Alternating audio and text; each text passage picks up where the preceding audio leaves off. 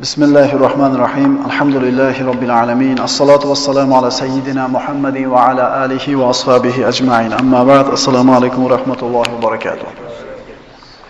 Alloh subhanahu va taolo Sayyidul ayyom va hajjul masakin bo'lgan juma kunida qilayotgan ibodatlarimizni qabul qilib, duolarimizni ijobat qilsin.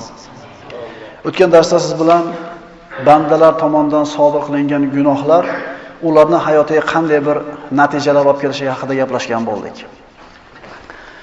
Qisqacha qaytarib qo'yamizki, ana shu gunoh tufayli insonning boshiga keladigan 15 ta zararli holatni faqat unvonini, faqat bir qatorni aytib berib qo'yamiz. Gunoh sababli avvalambor Allohning g'azabi bor. Ikkinchidan, mu'minlar gunohni ko'p qilgan bandani karih ko'rishadi. Uchinchidan, gunohni ko'p qilgan kishi rizqidan mahrum bo'ladi. Rizqining barakotidan mahrum bo'ladi. To'rtinchidan, ilmdan mahrum bo'ladi. Beshinchidan, gunohni ko'p qilgan kishining boshiga balolar keladi. Chunki Ali ibn Abi Talib aytganlaridek, insonning boshiga balo faqat qilgan gunoh tufayli keladi. Boshimizga ne balo kun kelsa, albatta o'zimiz qilgan gunohlarimiz bunga sabab bo'ladi. Oltinchidan, Allohdan uzoq bo'lishlik. Gunohni ko'p qilgan kishining qalbi qatiydi, qalbi qorayadi. Gunohni ko'p qilgan kishini Alloh taolo o'zidan nari qiladi. Yettinchidan, odamlar orasida yashashiga qaramasdan gunohni ko'p qilgan kishi o'zini yolg'iz his qiladi. Hukamolarning biri aytgandek, men qilgan gunohimni ta'sirini, xotinimning fe'li o'zgargani, bolamni itoatsizlik qilayotgani, ulovimni hadab fe'l qilayotganligida ko'raman deydi. Gunohni ko'p qilgan insonni o'zi odamlar orasida yashasa ham yolg'iz g'urbat yashashligi bor. 8-dan qalbda va yuzda qarolik bo'ladi. 9-dan Alloh taolaning itoatidan mahrum bo'ladi. Gunohni ko'p qilgan odam ertadan namozni boshlayman, Xudo xolasa deydi, ertamanga borguncha haligi himmati shashti pasayib qoladi. Ertaga falonchini ziyorat qilaman deydi, erta bo'lganda indinga deydi. Chunki qilgan gunohlari uni savobga emas, aksincha yana gunohga qaytarib tortib turadi. 10-dan gunohga tortilib turishligi. 11-dan Allohning nazdida past bo'lishligi, qalbdagi xorlik, aqlni pasayishi, gunohning shumligi natijasi hamda ketar soatda tiliga muhtoj bo'lgan kunida shahodat kalimasini aytmay til xiyonat qilib qo'yadi. Chunki eng tilimizga muhtoj bo'lgan kunimiz, tilimizdan ikki og'iz so'zni chiqishligiga muhtoj bo'lgan kunimiz bu o'lim soati yetgan paytda ashhadu an la ilaha illalloh va ashhadu anna Muhammad rasululloh kalimasini ayta olmay qolishligi bor. Gunoh mana shunday bir zararli, xatarli hamda xunuk bir oqibatlarga olib keladi. Agar bir tabib, ishonchli xoziq tabib bir dorini berib turib, mana bu dori falon kasalga dori deb bersa, siz haqiqatan shu dori o'sha kasalga, shu dardga dori bo'libdi. Ixlosingiz baland bo'ladi. Sarflagan pulingizga achinmasdan olib ichasiz. Endi xuddi o'sha tabib boshqa dorini ko'rsatib turib, mana bu dori 3 ta kasalga dori bo'ladi, davo bo'ladi desa, haliga doriga bo'lgan ishonchingiz yana ham qattiq bo'ladi. Endi bu bitta inson aytayotgan, dori shunday foyda bo'ladi deb berayotgan, ana shu davosi dorisiga shunchalik ishonchingiz bo'lib turgan bo'lsa, ehtimol u dori sizga foyda qilar qilmas. Odamning organizmi har xil. Bunga foyda qilgan narsa bunga zarar qilishi mumkin. Endi bitta foyda aytilinsa, bitta dori aytilinsa, 20 tadan ko'proq dardga dori bo'ladi desa va bu dorini Alloh taolo aytgan bo'lsa, bu qanaqa dori ekan? Ya'ni men Alloh taolo shunday bir kalimani o'rgatadi, mana shunday bir dorini, davoni beradi, 20 dan ortiq hayotingdagi musibatingga darmon bo'ladi, shifo bo'ladi desa. Nima dardlar ekan u? O'ylamaylik, bu pochka, oshqozon, u haligi yazva, trazva emas. Badan sog'ligi, jasad quvvati, musibatlardan omon bo'lishlik kimga yoqmaydi? Aql rohati, insonning ko'ngli keng bo'lishi, kasallik, kamchiliklardan omonda bo'lishlik kimga kerak emas?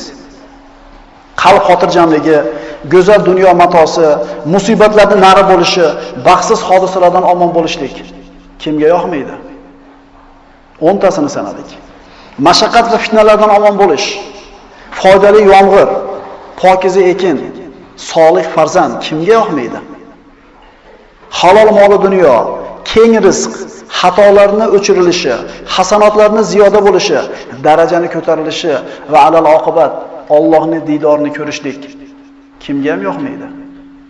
Mana shu aytilgan 20 tadan ortiq foyda bitta kalimada bor. Astagfirulloh va atubu ilayh. Bugungi darsimiz istig'for xususida. Darsni boshlaydi, insonning boshiga qanday bir balo kelsa, bu qilgan gunohlari sababli bo'ladi. Nabiy sollallohu alayhi vasallam aytganlar: "Kullu bani adama xattoun va xoyrul xattoina tawwabun." Odam bolasi borki, xato qiladi. Gunoh qilmaydigan odamning o'zi yo'q. Chunki payg'ambar sollallohu alayhi vasallam aytadilar, odam bor, xato qiladi. Endi xato qilishlarda eng yaxshisi tavba qiluvchisi. Mana samaralarni aytdik 20 tasi. Endi mana shu so'zlarni, mana shu aytilgan dorini Qur'ondan, payg'ambar sollallohu alayhi vasallamning so'zlaridan dalilni keltiramiz. Istig'for samaralari, aqlning rohati, ko'ngil kengligi, nafs xotirjamligi, qalb oromi, dunyo matosi. Kerakmi? Istig'forni lozim tutaylik. Alloh taolo aytadi: "Istagfiru robbakum thumma tubu ilayhi yumatti'ukum mata'an hasana." Hud surasi. Hud alayhissalom o'zining qavmi, Od qavmiga shunday xitob qildi: Parvardigoringizdan mag'firat so'ranglar. So'ngra uning o'ziga tavba qilinglar. Shunda u sizlarni ma'lum muddatgacha, ajallaringiz yetgunicha chiroyli mato, rizq bilan bahramand qilar. Insonning dunyo matosi keng bo'lishligi, qalbi xotirjam bo'lishligi farovon hayot. Od qavmi bo'ylar nihoyatda baland, jismonan baquvvat, boy, kuchli xalq bo'lgan. Keyingi oyatga qaraymiz. Jasad quvvati, musibatlar, kasallar, kamchiliklar, vahimalardan omon bo'lishni xohlaymizmi? Istig'for lozim tutaylik. Alloh aytadi: "Istagfiru robbakum thumma tubu ilayhi yursilis samaa alaykum midrara va yazidukum quwwatan ila quwwatikum." Hud alayhissalom yana qavmiga nasihat qiladi. Ey qavmim, Parvardigoringizdan mag'firat so'rangiz. So'ng unga tavba tazarru qilingiz. Shunda u zot ustingizga osmondan yomg'ir quydirar va kuch-quvvatlaringizga yana kuch-quvvat qo'shar. Jinoyatkor, gunohkor bo'lgan holingizda yuz o'girib ketmangiz. O'zi quvvati yetarli ularda. Lekin Allohga shirk keltirib, payg'ambarga osiy bo'layotgan odamlarga istig'for aytsanglar, gunohlar ham kechiriladi, rizqinglar ham keng bo'ladi, yomg'ir ham serob bo'ladi ustinglarda. Bu istig'for orqasidan bo'ladi. Astagfirulloh va atubu ilayh. Juda oson, lekin qalbimiz g'ofil bo'lib qoladi bu kalimadan. Musibatlarni daf qilishni, baxtsiz hodisalardan omon bo'lishni, fitna, fasodlardan qutulishni xohlaymizmi? Istig'for lozim tutaylik o'zimizga. Alloh taolo Qur'onda: "Va ma kana Allohu liyu'adhibahum va anta fihim va ma kana Allohu mu'adhibahum va hum yastaghfirun." Payg'ambarimiz sollallohu alayhi vasallamga Makka mushriklari aytishardi: "Sen haq payg'ambar bo'lsang, ey Muhammad sollallohu alayhi vasallam, osmondan balo tushadi, itoat qilmasanglar deyapsan. Yog'dir shu baloni. Ko'raylik, rost payg'ambar bo'lsang" dedi. Shunda Alloh taolo shunday dediki: "Modomiki siz ularning orasida ekansiz, ey Muhammad alayhisalom, Alloh ularni hargiz azoblamas. Va ular mag'firat so'rab turgan hollarida ham Alloh ularni azoblaguvchi emasdir." Ey Muhammad alayhisalom, siz o'sha mushrik Qurayshlarda ichida yashayotgan bo'lsangiz, siz ularning ichida turganligingiz uchun balo kelmaydi va agar istig'for aytib tursa bandalarim, men ularni balolamayman, azoblamayman dedi. Aytdik Ali ibn Abi Talib so'zini. Bandaning boshiga musibat, balolar faqat qilgan gunoh tufayli keladi. Endi gunohni nima ketkazadi? Istig'for. Istig'for aytib, gunohni ketkazgan bandaning boshiga balo keladimi? Qalbimizni Allohdan uzmaylik. Musulmon odamning faqat yagona suyanchig'i bor. U cho'ntagidagi puliga ham ishonmaydi. Bilagidagi quvvatiga ham ishonmaydi. Iymoniga, musulmonligiga, Robbisini marhamatiga ishonadi. Xotirjam hayot kerakmi? Istig'forni ko'proq aytaylik.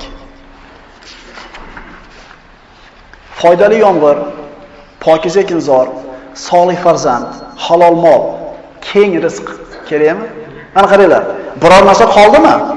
Moli davlat, bola chaqa, daryolar, bog'roq. Shuni endi hayotda kerak narsa. Nuh alayhissalom o'zining qavmiga shunday nasihat qildi. Faqultu astaghfiru robbakum innahu kana ghaffara Yursilis samaa alaykum midrara va yumdidukum bi amwalin va banin va yaj'al lakum jannatin va yaj'al lakum anhara. Bu payg'ambar ham o'zini qavmini Allohdan istig'for so'rashlikka chaqiryapti. Hud alayhisalom Od qavmini chaqirdi, Nuh alayhisalom o'zini qavmiga aytayapti. Parvardigoringiz Allohdan mag'firat so'ranglar. Albatta u o'ta mag'firatli bo'lgan zot, gunohlarni kechiradi. Shunda u zot ustlaringizga osmondan yomg'ir quydirur. Sizlarga mol dunyo, bola chaqa bilan madad berur hamda sizlarga bog' bo'stonlar ato qilur va sizlarga oqat daryolar berar. Tinchlik deyapti. Bola chaqa deyapti. Bog' bo'ston, daryoda suv. Nima kerak yana? Nimani evaziga beriladi bu narsa? Bolamiz yaxshi bo'lishini xohlasak, ko'proq istig'for aytaylik. Hadeb so'kavermasdan uni. Palonchining bolasini qara, u nima yeyapti? Palonchini ko'r, ana qilyapti demasdan istig'forni ko'paytiraylik, Alloh bolamizni isloh qilib beradi. Biz o'zimizni qo'limizga, harakatimizga suyanamizda, Robbimizga suyanmay qo'yganmiz. Biz tuzatib yuboramiz, urib to'lib tashlayman, mana shu bu narsadan mahrum qilib qo'yib, otib chopib yo'q. Istig'forda aytsak, Alloh bolayni ham tuzatib beraman deya. Bilamizmi shu narsani biz? Xatolarning o'chirilishini, hasanotlarning ziyoda bo'lishini hamda darajamizni oliy bo'lishini xohlaymizmi? Istig'forni ko'proq aytaylik. Kimi xatosi yo'q ichimizda aytinglarchi? Biz palonchilar anaqa, po'kinchilar manaqa deyotgan paytimizda o'zimizga qaraylik-da. Nima, biz avliyomizmi? Bizda gunoh yo'qmi? Hammada gunoh bor. Alloh aytadi Qur'onda: "Va qulu hittatun naghfir lakum khotoyakum va sanazidul muhsinin." Mana payg'ambarlar tarixiga murojaat qiladigan bo'lsak, Banu Isroil Fir'avnni zulmida bir necha 100 yil yashab, Musa alayhissalom sabab Misrdan qochib chiqib ketishdi. 9 ta mo'jizani Misrda ko'rsatdi. Dengizni yorib olib o'tib ketdi. Shuncha mo'jizani ko'rgan Banu Isroil dengizdan